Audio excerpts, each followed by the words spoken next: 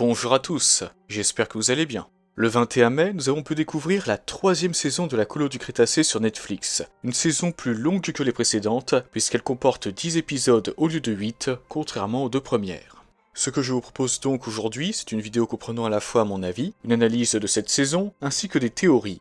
Avant de commencer, sachez qu'il y aura une partie sans spoiler, dans laquelle je vais vous donner brièvement mon avis global sur cette 3e saison, et que par la suite, j'enchaînerai sur la partie spoiler, qui sera plus longue. Mais ne vous inquiétez pas, je vous préviendrai quand elle arrivera, et je mettrai d'ailleurs un chapitrage pour vous éviter de vous faire spoiler, si vous n'avez pas encore vu cette nouvelle saison. Attention cependant, car la partie sans spoiler comprend malgré tout des spoilers sur les 2 premières saisons de la série. Sur ce, débutons avec la partie sans spoiler. Cette nouvelle saison de la série est plus sombre que les précédentes. On ressent d'ailleurs la menace dès les premiers épisodes, une menace qui met en grand danger les animaux de l'île. Tout au long de cette saison, on a aussi un bon développement des personnages principaux, qui doivent faire face à la dite menace. Par ailleurs, cette 3e saison est riche, je dirais même très riche, en hommages. Des hommages au roman de Michael Crichton, aux films de la franchise, et également au jeu vidéo Jurassic Park The Game. Il y en a tellement que je pense qu'on pourrait leur consacrer une vidéo entière. Pour ma part, celui que j'ai préféré concerne John Hammond. Cette saison se connecte aussi avec certains films de la saga, surtout un en particulier, mais j'en parlerai plus en détail dans la partie avec spoiler. Passons maintenant au spoiler. Je vais vous laisser 9 secondes pour partir, et vous pourrez revenir plus tard si vous le souhaitez, une fois que vous aurez vu cette saison.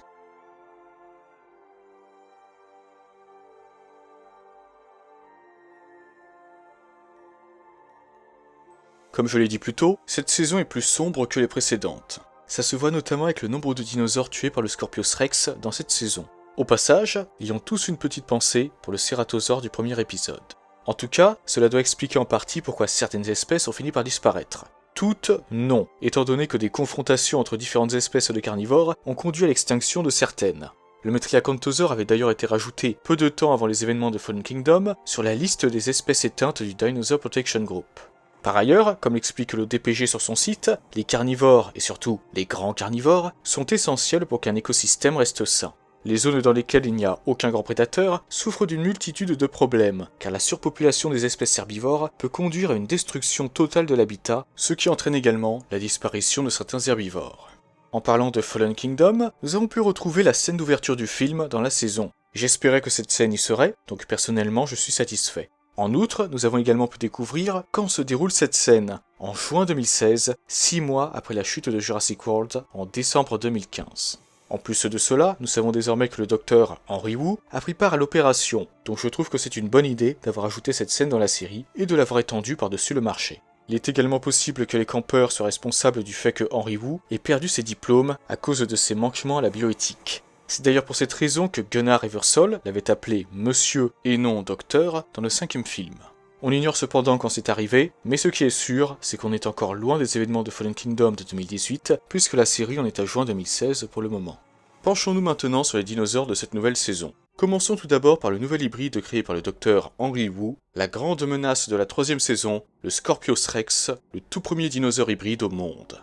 Le Scorpios Rex est en effet sa première création hybride, un hybride possédant des épines contenant un poison mortel. Un spécimen un instant paisible et le suivant extrêmement agressif. Par ailleurs, le Scorpios Rex a une histoire très similaire à celle des Troodons pectinodons du jeu vidéo Jurassic Park The Game. Comme John Hammond avec les Troodons, Simon Masrani a estimé que le Scorpios ne correspondait pas à la vision qu'il avait de son parc. Il était trop laid pour être montré au public. Cependant, comme le rat Sorkin dans le jeu, Wu n'a pas tué la créature, il l'a placée en hibernation. En ce qui concerne sa composition, l'hybride possède de l'ADN de tyrannosaure, de l'ADN de vélociraptor, de l'ADN de carnotaure, de l'ADN de grenouille et de l'ADN de poisson-scorpion, étant à l'origine de ses épines empoisonnées. L'ADN de grenouille a quant à lui permis à l'animal de se reproduire tout seul et de donner naissance à un autre Scorpios Rex. Cependant, le géniteur et sa progéniture n'arrivaient pas à se supporter et n'hésitaient pas à s'attaquer l'un l'autre dès qu'ils se croisaient. Des créatures tout à fait charmantes. En tout cas, les Scorpios Rex me font penser aux prédateurs du futur de la série Primeval, une très bonne série que je vous recommande au passage. L'habitude de grimper aux arbres du Scorpios m'a fait penser à ces créatures qui sont d'excellentes grimpeuses.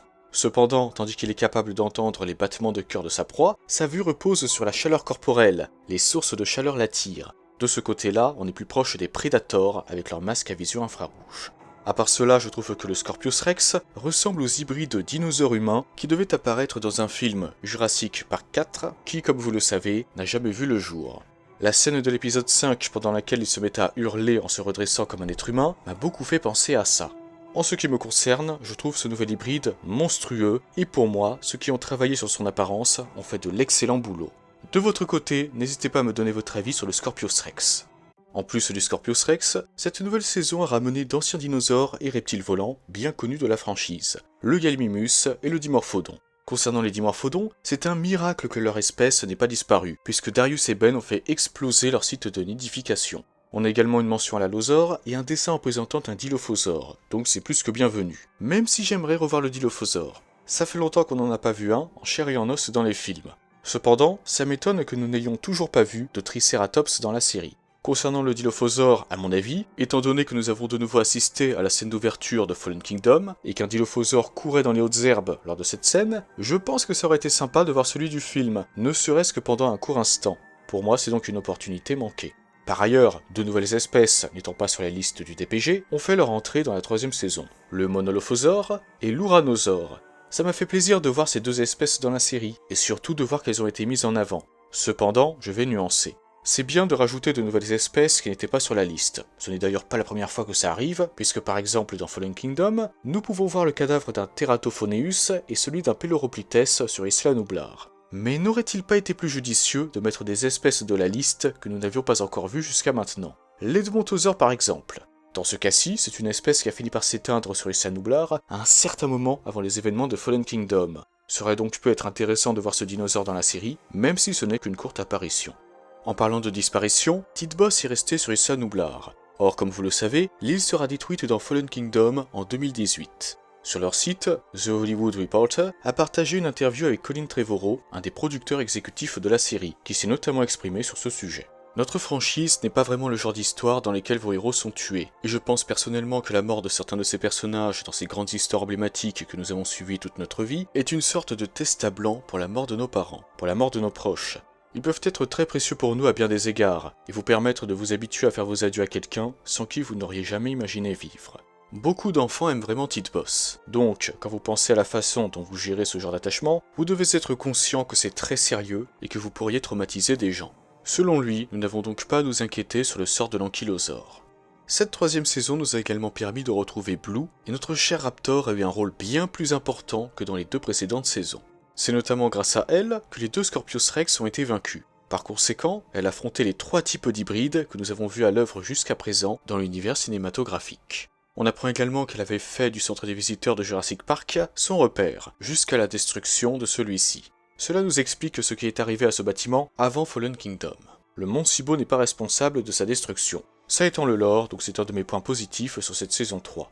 Puisque nous parlons de Blue, j'en profite pour vous partager ceci. Le jeu en réalité virtuelle Aftermath, un jeu canon à l'univers cinématographique qui se déroule sur les Nublar entre Jurassic World et Jurassic World Fallen Kingdom, nous a révélé quelque chose de très intéressant la concernant. Dans ce jeu, le Dr Wu lui-même révèle qu'il a ajouté de l'ADN de Varan dans un dinosaure, et ce, dans un but précis, pour qu'il soit capable de parthénogenèse. Qu'est-ce que la parthénogenèse? Eh bien, c'est une reproduction sans fécondation. Une femelle peut ainsi mettre au monde sans avoir besoin d'un mâle. Avec cette histoire de Varan, je pense que vous vous doutez de quel dinosaure on parle. On nous le confirme d'ailleurs lors de la discussion avec le scientifique. C'est Blue.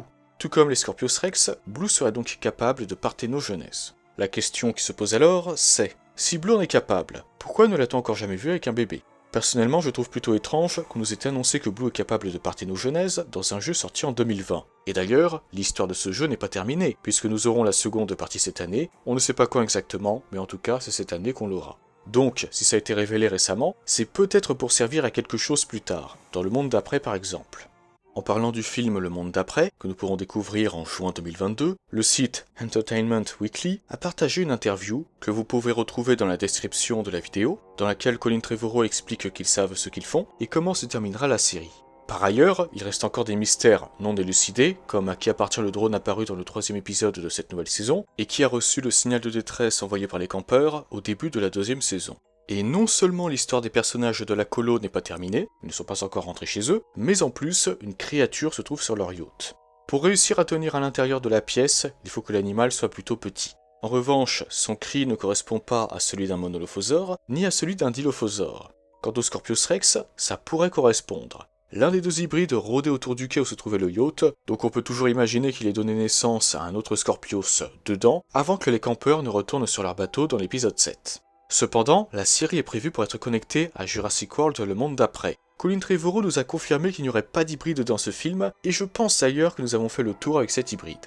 Je ne vois donc pas l'intérêt de ramener un nouveau Scorpios Rex. Mais il y a un autre petit détail qui se trouve dans le carnet de Darius. 2 dinosaures ressemblant à des raptors y sont représentés. L'un d'entre eux est bel et bien un vélociraptor, cela ne fait aucun doute. Cependant, l'autre semble avoir des sortes de pointes. Or, les raptors de Jurassic World n'en ont pas. Mieux encore, son cou est plus fin que celui d'un raptor, et si on regarde la queue de l'animal, nous pouvons voir un trait sur celui-ci, sous-entendant que le bout de cette queue a une couleur différente du reste de celle-ci. Et cela rappelle beaucoup la figurine du Troodon pour la colo du Crétacé. Le dessin ressemble à cette version du dinosaure en tout cas. Il est donc possible que des Troodons vivaient à cette époque sur Issa Nublar et que l'un d'entre eux soit monté à bord du bateau des campeurs. De votre côté, n'hésitez pas à me donner votre avis sur l'identité de ce passager clandestin. Quoi qu'il en soit, en plus de celui-ci, le mosasaure est en liberté et représente donc à lui seul une véritable menace. Selon moi, il existe 2 possibilités sur ce qui attend les campeurs.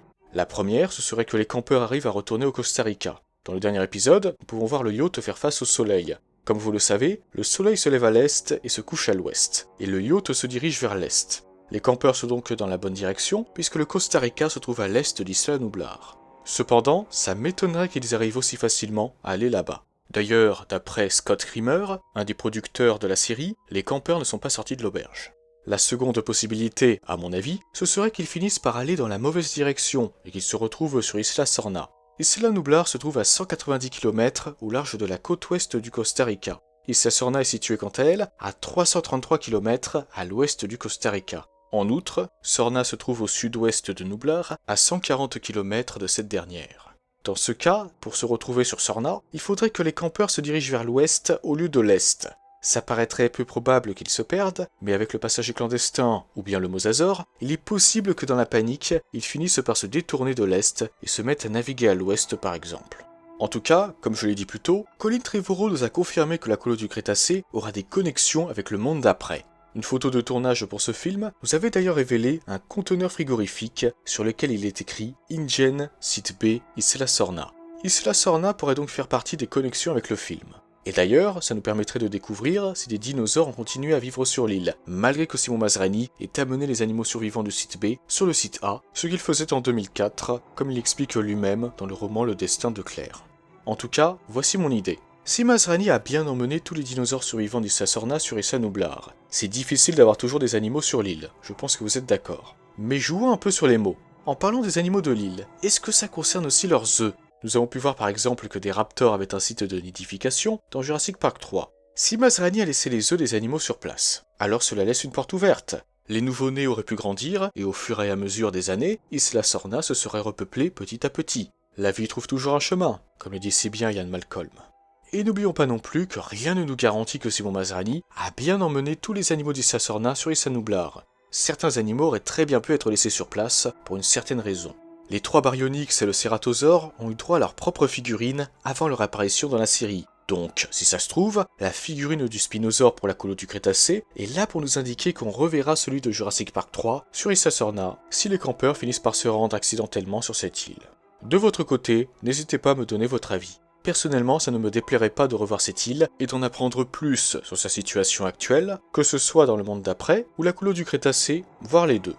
Voilà donc mon avis, mon analyse et mes théories sur la 3e saison de la colo du Crétacé.